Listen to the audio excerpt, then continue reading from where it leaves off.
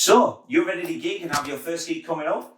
Or are you gathering all the essential gear you need before you make your first booking? Well, stick around because in this video we cover 5 essential things you need to gig.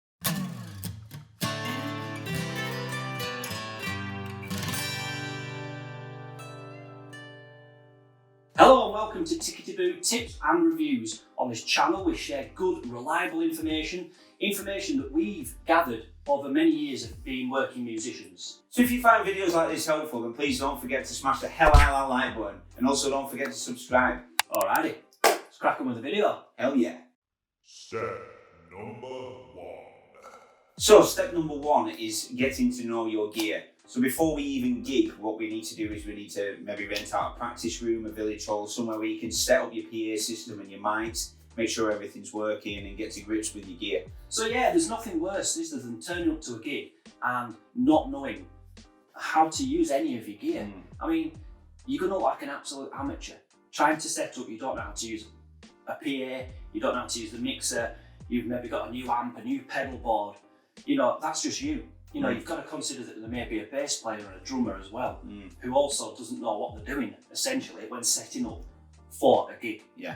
I mean, because most bands that we know anyway, I mean, we're very lucky that we have a lot of rehearsal rooms around here. So you go in, the PA's already set up, the drum kit's already set up, everyone's already, it's basically plug and play. You may have to turn the mixer volume up and a bit of gain down so they don't feed back, but that's pretty much it. Yeah.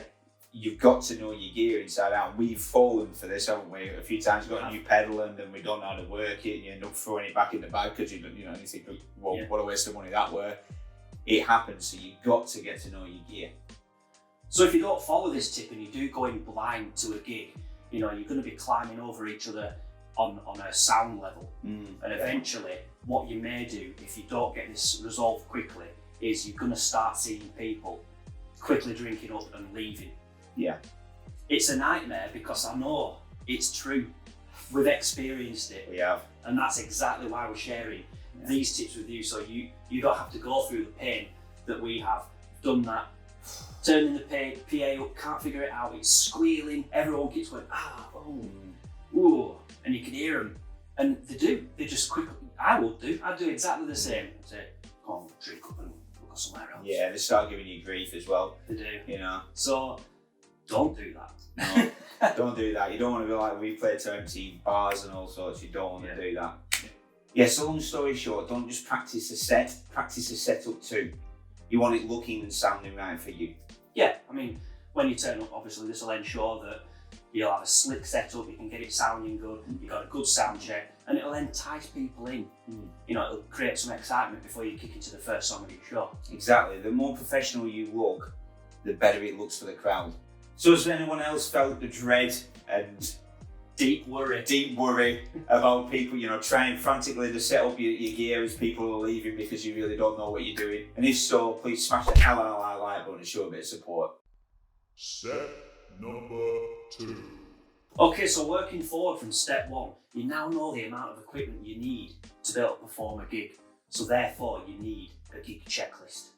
Similar to step 1, turning up to the gig and actually realising you have missing gear and equipment, which is nightmare, can actually be the difference between you looking like a rank amateur yet again, or even worse, missing out on the gig depending on what kind of gear and equipment you've missed. Exactly. With that being said, we've actually put down in the description below a PDF checklist, a gig checklist, and gig checklist. It can obviously be modified for what type of performer you are. You could be in a band, we're obviously an acoustic duo, so it's for the kind of gear that we would use. But obviously you can amend it to how you would like it. But it's just a little treat for you boys and girls. It's free. Little link to our website below, and you can go and check it out. Bonus top tip. So eventually you may have the opportunity to upgrade to a dedicated gig rig. And this gives you the opportunity to have a guitar, an amp, pedal board, gig bag, full of leads and everything that you only use for gigs. And you have the luxury and the safety net of knowing that every single time you've packed down, it's there, ready and available, untouched, the next time you take it out. So if you're getting value out of this so far, then please consider subscribing and smash the hell out of that like button. Tip number 3. Okay, moving on to tip number 3. you need to have a good set list. Now, traditionally, a pub has 2 45-minute set lists plus an encore. That's very roughly 25 songs. So we'd suggest around 11 songs each for set 1 and 2, leaving around 3 songs for an encore, depending on how fast and slow you actually play due to nerves. But what you've got to do with a pub gig especially is to make sure it has ebbs and flows, and you've got to start strong. Hit the crowd with your strongest song first. We've made the mistake before of starting off steady saying, let's try and get our vocals warmed up and stuff, and our fingers moving and stuff. You need to try and get that done first. Practice, noodle away, go and sing in your car for 10 minutes, warm your voice up. You need to start with your strongest song first. That'll ensure that people are more likely to stay and watch the rest of your set. Exactly. And also with that said, your next 4 to 5 songs need to be just about as strong as your first song too. Yeah, definitely. And then after that, drop it down a little bit. You know, it needs to have peaks and troughs as your gig. So you can't just go at it full throttle because people get bored, believe it or not. It becomes the normal. Yeah, if you're just at 100 miles an hour, you know, wanting to get people dancing, people might want to slow dance and, you know, they might want to just chat for a little bit. You've got to let the set list breathe. And with that being said, you really need to build up and finish strong for the end of your first set. Absolutely, you need to finish as strong as you started, because essentially you need to keep people at the venue watching you for the 15-minute break. Here's a Tickety top tip. Tickety top tip. Never leave your break between sets too long. This encourages people to leave for the venues and possibly go see other bands, and that just leaves you playing the bar stuff. Yeah. And we don't want that. Crack on with set 2 as strong as you started and finish set 1. Powerful with lots of impact. It needs to be strong, you need to play your strongest songs overall and throw in some party songs as well. Get people up dancing as you start to build toward your final song. And when you finish that last song, you want people to be shouting more. And after that, just pause for a moment. Just bask in the ambience of your amazing gig.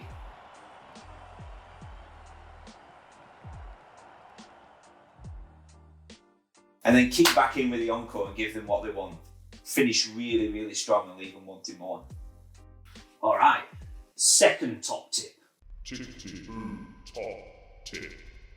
If they even ask for more songs and you don't have any new songs to play, do not play another song you've already played. Exactly, you have to leave them in a state where they want more and they appreciate what you've done. So you've done an equipment test before your gig. You've got a great equipment checklist now, and you've got a killer set list. What else do you need? You need professionalism. Tip number 4. This doesn't mean just being slick on stage. You know, it's got a much wider meaning. It has. You need to create posters and flyers for the venue that you can give away, and it's basically free advertising. You're putting it around the pub, it gets people talking, generates enthusiasm, and generates a buzz for the gig. And as well as creating posters, you also need to be creating posts on socials and generating a bit of buzz, because the more people you get to the venue, the better. Yeah, 100%. And it's also advisable to contact the venue that you're going to be playing at a few days before to confirm a stage time. What time are we playing? If this is 9 o'clock, for example, in an evening, arrange that you'll be there for 8. This obviously gives the venue a chance to clear space, ready for you to go in and start setting up. Yeah. So contacting the venue beforehand also confirms that booking further. It does, yeah, it does. Also, we can't stress it enough about getting there on time. Yeah. You know, and even sometimes you get stuck in traffic, but make sure you ring the venue and let them know. If you don't, you just turn up late, you'll never get another gig there. How many times have you arranged to go out with friends or whatever? They're 45 minutes late, but if you'd have heard from them, if they'd have phoned you and said, I'm running late, sorry, I'll be there as soon as I can, you're okay, you're less frustrated. Whereas if you just turn up 45 minutes late, you'd be quite annoyed. You'd be pissed off is what you'd be. And that's essentially what you're doing to the venue. Yeah, this is it. So, don't do it. And you've also got to think that landlords don't just stay in their own pubs, they go to other pubs, they converse with other venues, and if you get a bad name for yourself, it spreads like wildfire, and then you've got to go further afield, and then if you can't get to local gigs, you're never going to get to further afield gigs, you're never going to get bigger gigs. You can't specify this enough, you need to have good timekeeping skills. Yes. So on arrival to the venue, go and introduce yourself. You know, make them aware that who you are, ask where you're setting up. You know, you could be presumptuous, it may be obvious, but if you go and start setting up, in an opposite corner as to where they want you to play, and they have to come and tell you to set up elsewhere, it's going to look unprofessional. Yeah, it's an inconvenience, isn't it? Yeah. And also go up to the bar staff or the manager, whoever's in charge of the night, and just let them know your running order, what you're going to be doing. So sometimes some people just play a full 2 hours set. Yeah. And then some people do, like we do, 2:45s. It all depends on the venue. And also they might have a different viewpoint of what they want you to do. And at the end of the day, it's their venue, so you've got to cater for them as well. 100%. I mean, we've even been asked to play 3 45-minute sets in Liverpool, so it's very important to introduce yourself and make sure you know and they know the running order for the evening. And this is where ringing up in advance goes, because you usually iron out these cracks before you even get to the venue. Correct. And finally, go out there and kick ass, but also just try to keep your language to a minimum. You don't want to be, effing and jeffing all the time. Fuck me in the ass. Fuck you, you stupid cunt. Monkey licking. Fuck that. You've really just got to balance out the venue to see where you are. You've got to be yourself, but we always say to just try and keep it relatively clean, be as professional as you can. Absolutely. You've got to act to the venue. Yeah. So once you've finished your gig and you're coming to pack down and leave the venue as you found it. Don't leave a faulty lead that you used thrown to the side, guitar picks that are broken on the floor, maybe a broken string, on the floor, set lists, all that sort of stuff. Tidy up and keep it clean. Also, before you leave, go see the manager or the bar staff, whoever's in charge of the night, and let them know that you're leaving and that you're grateful for the gig and you'll be in contact with them about rebooking. Yeah. Maybe they'll do it right there and then, which is a bonus. So remember, be professional. Okay, and finally, tip number 5. Tip number 5. So as we reach the end of this video on the last tip, you're probably thinking, well, these weren't the tips we were expecting. The 5 tips that you need to gig, you'd probably be thinking, I need a guitar, I need a microphone, the obvious. But obviously as working musicians, we want to give you knowledge and wisdom to actually go out there and become a gigging musician and to actually, make this a career for yourselves. Absolutely, yeah. Giving you information that's correct and stuff that we've experienced, not stating the obvious, but things that you can actually use and apply yourself. So if you are finding these tip videos useful, then please let us know in the comments below. Absolutely, and if there's anything that you would like us to do and to cover, we will try our best to wrap our brains and see if we can get that content out to you. Okay, so you've applied all these tips and possibly some tips that we've covered in our last video. And incidentally, if you didn't see that, hit this card here and that will take you to that video. Along with all the tips and some of your own plans, you've actually gone ahead and kicked this gig's ass. You've nailed it. So someone comes up to you at the end of the gig, hell, a couple of people do, and say you absolutely smashed it, it was brilliant, could you play at my son's 21st, could you play at my wife's birthday, my daughter's wedding, and they also say, have you got a card by any chance? And you know what, they're relatively cheap. Get some cards and put the basic information on there. You may have your main method of contact, be it a phone number, an email, and your main social account. And then on the other side, perhaps your band name. Keep it simple, it's easy. So there's nothing worse than doing an amazing gig and then realising you've got no business cards. Yeah. That leaves you looking amateur yet again and really does completely smash the professionalism that you've been trying to build throughout the gig. And also once people have had a few drinks, you give them a card, they'll put it in their pocket, they're more likely to keep it on them and remember it the next day. If you just tell them or you write it on a napkin, your Facebook page or something like that, they'll wake up hungover and think it's a rolled up piece of paper and throw it in the bin. Yeah. Hence you've lost the gig. Yeah, potentially, absolutely. And these could be big paid gigs, especially for weddings or big sort of birthday functions. You can usually charge that a little bit more. Yeah, so make that final impact. Give them a business card, one that they'll wake up in the morning, pull out of the pocket and see, God, what a great night, what a fantastic band they were. They're looking at professionalism. Exactly, and don't let the chance of some extremely lucrative gigs slip through your fingers. Go out and get some business cards.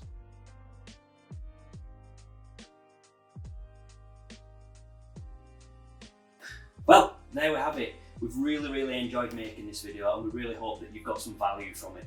So with that being said, one final top tip. Tickety top tip. Always remember to pack spare leads, strings, etc. Yeah, you remember that all too well, don't you, mate?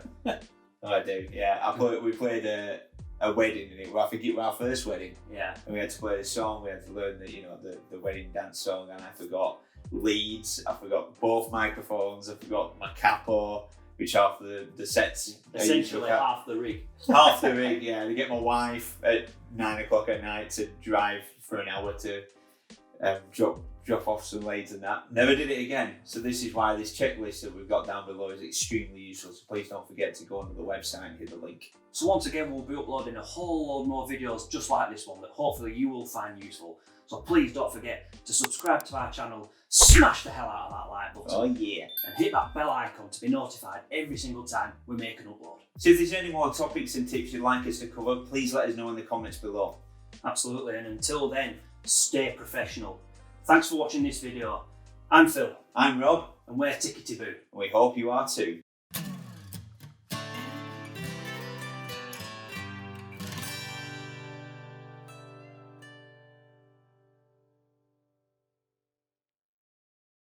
Never,